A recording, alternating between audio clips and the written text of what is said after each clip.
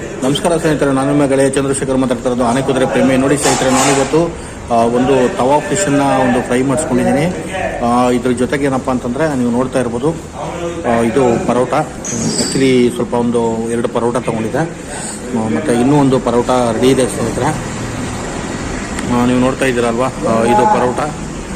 ಮತ್ತು ಇದಕ್ಕೆ ಒಂದು ಸ್ವಲ್ಪ ಚಾಪ್ಸ್ ತೊಗೊಂಡಿದ್ದೀನಿ, ಮತ್ತು ಸ್ವಲ್ಪ ಮಟನ್ ಸಾಂಬಾರು ತೊಗೊಂಡಿದ್ದೀನಿ ಸ್ನೇಹಿತರೆ ಪರೋಟಾಗೆ. ಮತ್ತು ಇನ್ನೊಂದೇನಪ್ಪ ಅಂತಂದರೆ ಸ್ವಲ್ಪ ನೆಂಚ್ಕೊಳ್ಳಿಕ್ಕೆ ಅಂತೇಳಿ ಇವಾಗ ನಾನು ಒಂದು ಫಿಶ್ ಫ್ರೈ ತೊಗೊಂಡಿದ್ದೀನಿ. ಯಾರೆಲ್ಲ ಹೊಸಬ್ರು ನಂದು ವೀಡಿಯೋಗಳು ನೋಡ್ತಾ ಇದ್ದೀರಾ, ದಯವಿಟ್ಟು ಸಬ್ಸ್ಕ್ರೈಬ್ ಮಾಡಿ, ಲೈಕ್ ಮಾಡಿ, ಶೇರ್ ಮಾಡಿ, ಕಮೆಂಟ್ ಮಾಡಿ.